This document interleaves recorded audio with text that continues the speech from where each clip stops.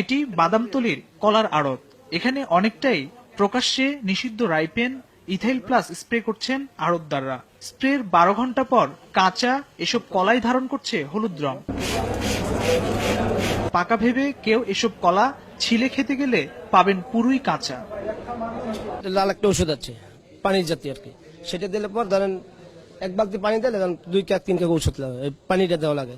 Mixer করলে পর এরকম একটু লাল দেওয়ার পরে কলা আস্তে আস্তে পাকে যায়, 3 দিন পর পেকে যায়। এই শুধু যে কলা দেয় সেটা না, আনারস যে কাঁচা আনারসটা সেটা এই কেমিক্যাল দিয়ে পাকানো হয়। যেটা মোকাম যে দিয়ে হয় না, এটা হয় না ভাইয়া, স্প্রে করলে 3 দিন পরে পাইকা যায়। এটা ভালো না, কিন্তু এটা না করলে তো কলা পাকবে না, আর আমরাও বিক্রি করতে পারবো না। বালতি ভরা ইথাইলে কলার ফানা ডুবিয়ে অথবা স্টবের চুলায় জাগ দিয়েও পাকানো হচ্ছে মানবদেহের আয়রনের ঘাটতি পূরণের অতি প্রয়োজনীয় ফলটি। ওই যে সবরি কলাটা, চাপা কলাটা, এটা হলো আমরা হিট দিয়ে পাকাই। আর শুধু নেপালি কলাটা ওটা বাগান থেকে ব্যাপারীরা এলো স্প্রে করে দেয়। পলিথিন দিয়ে ঢাকি, ঢাকাইয়া ভিতরে স্টোভ দিই, খোলার পর কলাটা হালকা নরম হবে ওই স্টোভের তাপে, পরে আস্তে আস্তে কালার হবে, তারপর বেচা কিনা হবে।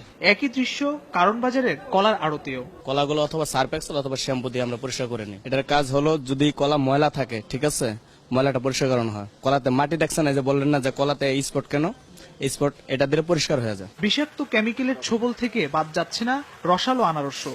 অল্প সময় বেশি মিষ্টি করতেই গাছে এমন বিষ স্প্রে করছেন বাগানীরা। ফল পাকানোর নিষিদ্ধ এসব রাসায়নিক আসে কোত্থেকে? খোঁজ নিয়ে জানা গেল গুলিস্তানে কৃষি পণ্য বিক্রয়কারী দোকানগুলোতে অবাধে বিক্রয় হচ্ছে রাইপেন কার্বাইড। গভর্নমেন্ট যত পারমিশন দিচ্ছে এটা বৈধ। তো এই জিনিসটা কি বৈধ? যদি সে এখানে পাকানোর কাজে বা অন্য কাজে ইউজ করে সেটা অবৈধ বা এটা ক্ষতিকারক। আমরা বিক্রি করি ভিটামিনের জন্য, নিয়ে যদি আপনার এটা পাকায়, এটা আমাদের দেখার বিষয় না, অবশ্যই এটা ফলের জন্য ক্ষতিকর। এগুলো খাইলে মানুষের ক্যান্সার হয়, বিভিন্ন রোগ হয়। বিষযুক্ত এসব ফল মানুষের শরীরের জন্য মারাত্মক বিপজ্জনক বলে জানালেন এই বিশেষজ্ঞ।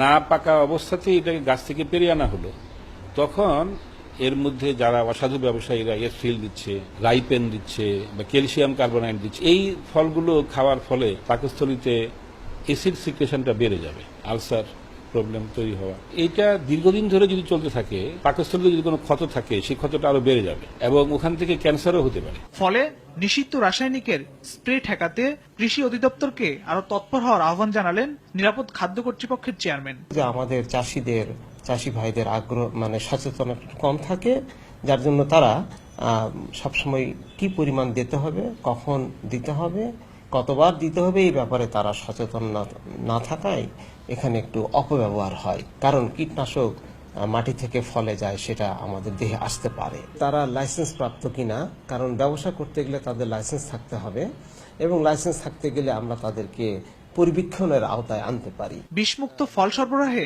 ব্যবসায়ীদের সচেতনতা জরুরি বলে মনে করেন তিনি। কৃষক চাচা বাবা যারা, ফখরুল ইসলাম, RTV, ঢাকা।